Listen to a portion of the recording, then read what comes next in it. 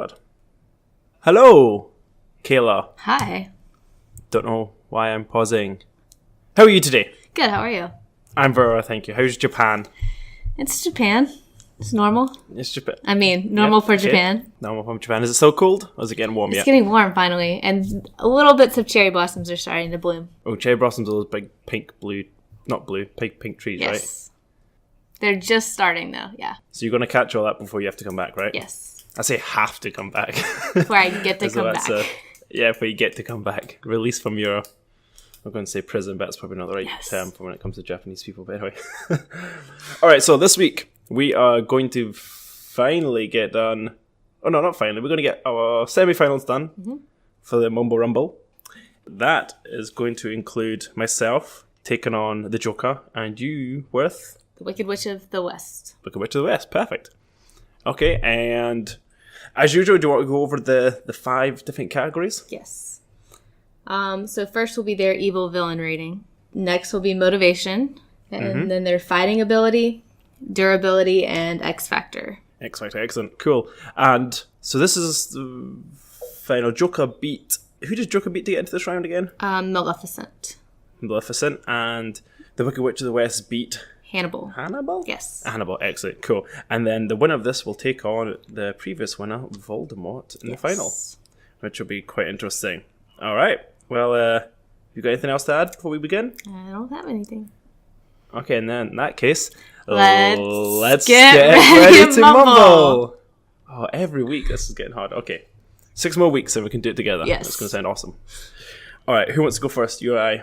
We're going to start off level of evil. I'll let you go first. Okay, level of evil. So we got the Joker. We know a little bit about him from the previous round. So how evil is the Joker? Well, it depends on what your definition of evil is. If evil is someone who wants to go out and create havoc and destroy and make people suffer, then the Joker is quite high up on the level of evil spectrum. I think we know from things like all these iterations in the movies and media that he is just out there to cause pain and suffering, especially in Gotham and around the world. From my first viewing of him in Batman, the 1989 film, where Jack Nicholson just took him in maybe quite a friendly version, but still quite destructive. And then you'll have the cartoon version, comic book version, where there's a lot of destruction. Then obviously Dark Knight with Heath Ledger. That was a lot of killing and straight up murder in front of people for the fun of it. That's pretty evil. So I think when it comes to it, the Joker's level of evil is pretty significant, especially considering he doesn't take anyone else into account. He's not like, oh, I won't because you're a child, or I won't because you're a woman, I won't because you're this or that. He'll just do what he needs to do to get his point, or to whatever it is his target goal is. And I don't feel it is a good side to him. Like, you know, a lot of people who have a level of evil and then there's like, oh, but actually they're this. For him, it all seems to be chaos. It doesn't seem to be any sort of positive side. So that's what I think my initial thoughts of Joker's evil level. So if you had to give him a number. Pretty evil. Let's say a solid 9. Solid 9, maybe even 9 and like 9.5 maybe even. All right. 9 because he does... No, because even in like Suicide Squad, he's evil. And he acts as though he likes Harley Quinn. But as soon as that affects him, he just drops like like she doesn't mean anything. So even his love isn't real love, it's all evil. It's all for something. Like for his benefit. Yeah. I don't know why I'm helping you. Thoughts, yeah. Never mind.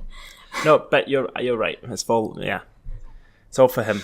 He's very evil. How about the Wicked Witch? How evil is she? Alright. Just because her evil rating might not be as high doesn't mean she's not the better villain. Because that's what we're technically trying to figure out. But technically, if we were to give her a rating on a scale of like 1 being a gremlin and I think I said 10 being Satan in the first podcast. So standards. Yep. She would fall somewhere in the middle. Because there's a quote that Glinda says at some point that says something like... Glinda being the good witch, right? Are we born evil or is evilness thrust upon us? And I think it's thrust upon her because she sees an issue and wants to fix it, and then like a bunch of stuff happens to her, and so it just like creates this person.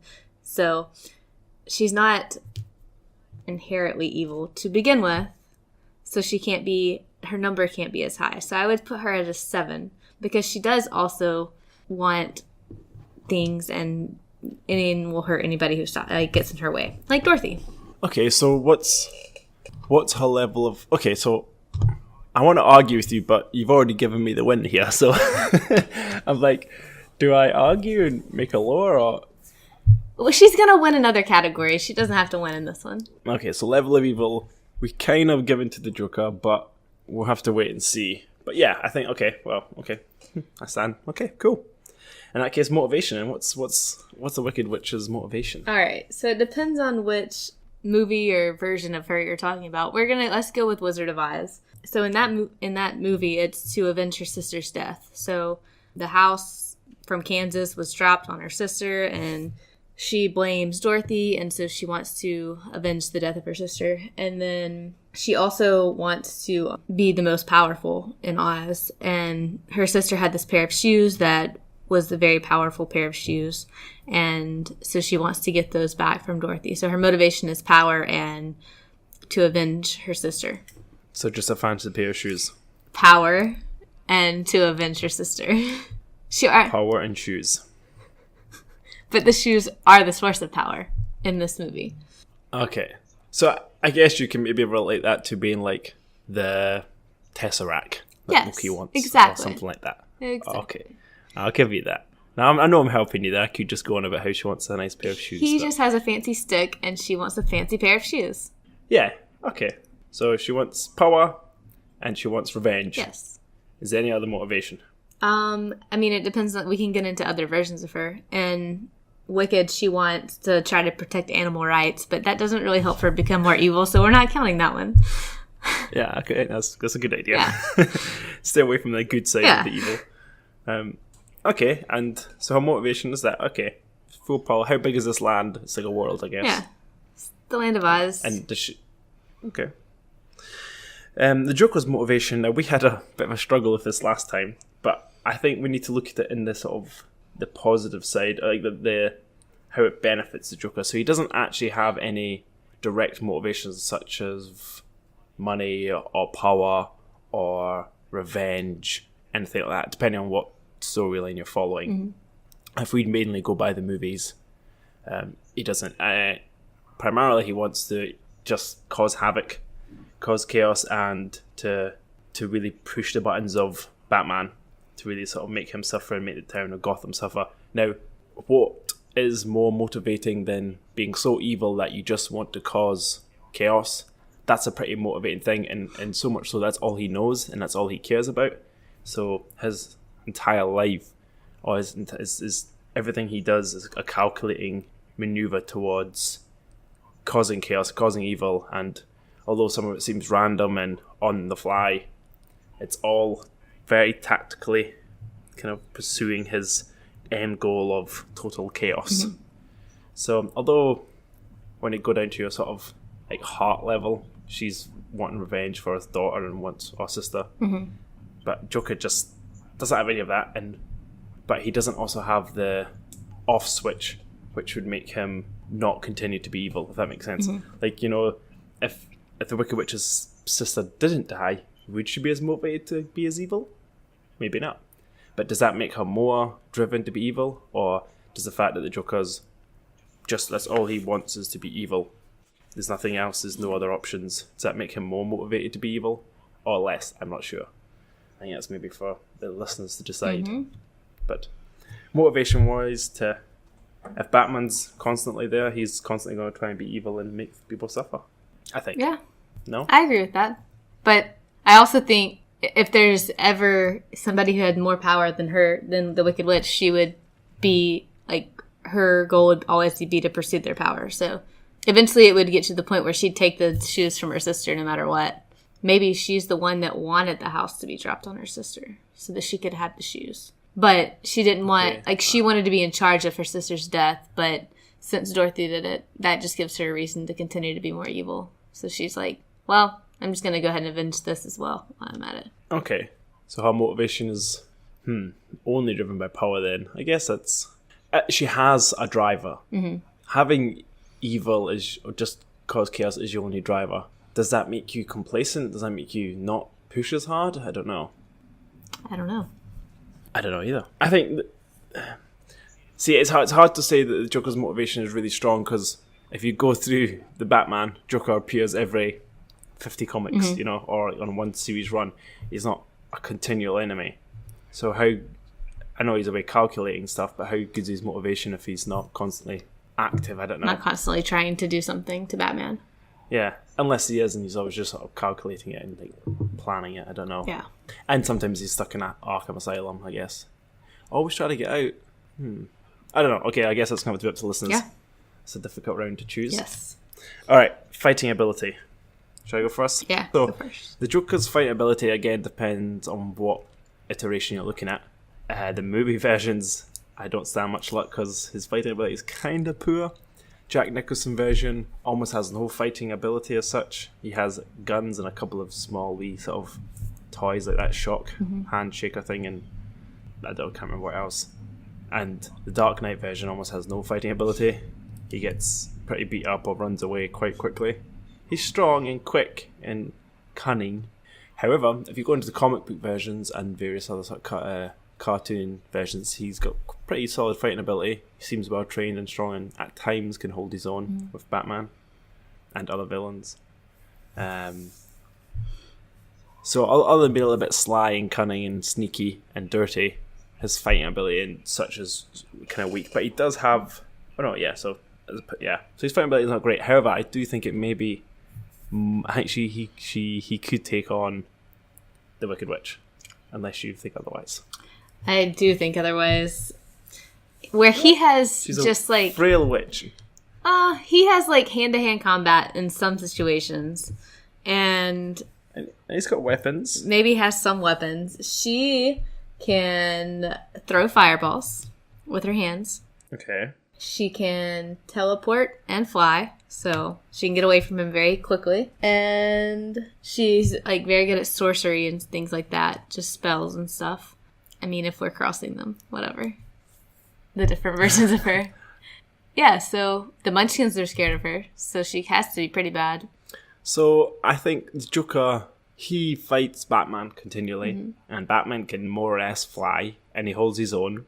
Can't quite teleport, but he does throw batarangs at high speeds, and he has a variety of tools in his belt. But the Joker, although loses often, does hold his own and makes Batman have to really, the best detective in the world and one of those persons who's got unlimited resources, still has to go and find or discover or invent something to beat Joker every time. So when it comes to fighting, although hand to hand he may lack some skills, his cunning and calculating and his sort of sneakiness does make him quite formidable. She might have to come up with like a spell or two to help her win, but I think she could do that. Just like, she just have to go fly away and hide for like a day and think of a spell and then come back and beat him. Yeah, unless he thinks of that first and then counters it. Yeah. With something. I think they could be a very good match of like in fighting ability, just like to fight each other. It'd be a fun fight to watch. Like one's throwing fire, one's throwing knives. Who wins? Like you stick them in a ring, and I think the Joker wins, like a boxing match. The Joker wins, but you put them in like a field where you've got use anything you've got on you. The Wicked Witch wins. Like if you take them away all their resources and just put them in a field, the Wicked Witch has magic, so she wins. You take away magic, the Joker wins, and then if you add them all their immunities, it's a close fight. I agree with that. The Joker's got a lot of... Yeah. Man, this is going to be a hard one for the listeners to choose. Yeah. Like, they may get a bit... Oh, we'll just go for the Joker because we like him better, but it's going to be a tough one. Mm-hmm. All right, durability. How durable is the Wicked Witch? Not very durable. She is extremely durable. She can fly away. No. She can fly away. That's not durable. That's not durable. She That's just like scared. Her has only one downfall. One. I mean, you can't. I'm pretty sure if I punched her, Liam punched her, she would like fall apart. No. I don't know. I think if you punched her, we don't know this she would fall about her. apart. We don't know, but I honestly feel like Dorothy one-on-one could have taken her on. With one special ingredient that is her downfall. even without that, I think she could have gone bosh bosh, killed her. Well, hurt her maybe. Maybe. I don't know. I think that she's pretty tough, and she can fly away and get away and use her fighting abilities to help protect herself, unless somebody has some water they can squirt on her. And in that case, she's done for. Okay, so I'm glad you brought up this because durability wise, the Joker's hella durable. He's been taking on Batman for 40 years. I think it's been quite something like that, and he is still going. He died in maybe one version of the comic, The Killing Joke, and other than that, he even in The Killing Joke before that, I'm pretty sure he peeled his face off with a knife and still survived. And he's got inhuman sort of durability. He's been taking quite the beating. So when it comes to raw durability, he's pretty strong, and he doesn't have a weakness like water. And on top of that, he does have, in some iterations, like a wee flower that squirts acid, but doesn't even need to squirt acid anymore. It just needs to squirt water. It says, "Oh, Wicked Witch, smell my flower." Psh, dead. I'm melting. We don't know how much water it takes to melt a witch. We don't know, but it could be a very little amount. It could. We know it's at least a bucket. Yes. But I think the Joker would be able to figure that out, or determine that, or on the fly chance his luck and figure it. If he can get close enough, and if he has determined that he'd be able to get water on her quite easily. Yes.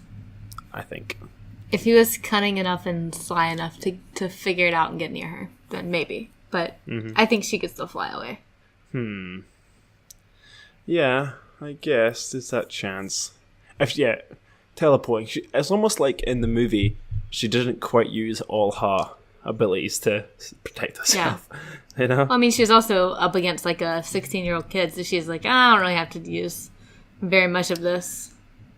That's true, if she knows what's happening. Yeah, then she underestimated it and got herself killed with a bucket of water, but whatever. Yeah. Okay.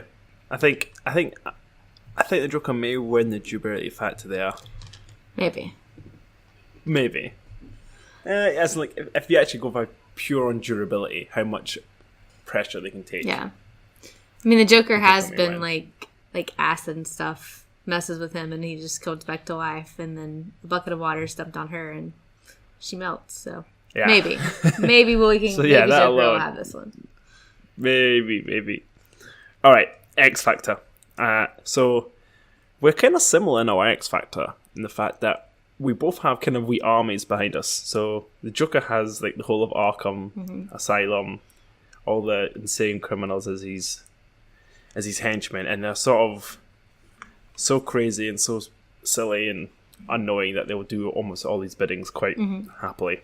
That combined with, in some iterations, especially if you go to the Arkham video game, he uses this sort of venom stuff that makes him a bit stronger and like more beastly, more like strong, and he's very good at bringing bad guys together as a team to work against people. So if he really was struggling, he would, recruit, I don't know, any other Batman villain and use them against the Wicked Witch. Which I think that being able to be the sort of leader of a mass group of villains is quite significant when it comes to taking on one frail, old, wicked witch. So that's his main X Factor, I think. Okay. So the Wicked Witch also has an army of flying monkeys. Yeah, that's not bad. And they can do her bidding, and she controls them, and they look pretty like vicious in the movie, so I'd be scared of them. Yeah, so they could like pick the Joker up by their claws and carry them to her, and she can just throw fireballs at him, and then he's dead. That's definitely one way of looking at it. Yeah. So wait, whose army do you think would win? The Wicked Witch says she's got 10 of her best flying monkeys, and I've got 10 of my best insane asylum people. Who do you think would win? It depends on what. So the asylum people don't have anything special. They're just men who are a bit crazy. Oh, then the monkeys. And maybe kitted out with some stuff, like a gun or a baseball bat or something. I think the monkeys would win. Are the monkeys smart enough to tactics? I'm not sure. But you're right, just about grabbing them. And if they get shot down, I wonder if they could surprise them. If they surprise them, maybe. Yeah. If they have guns, then I'm not sure. If it's just like baseball bats, then I think we're good. Mm-hmm. But also, she has a crystal ball that she can look at and see everything, so she can like prepare them ahead of time. Yeah, that's pretty good actually. If we're in Heartland, yes. I don't know if that applies to Gotham. I don't know. Let's assume it's in Heartland because she doesn't exist anywhere else.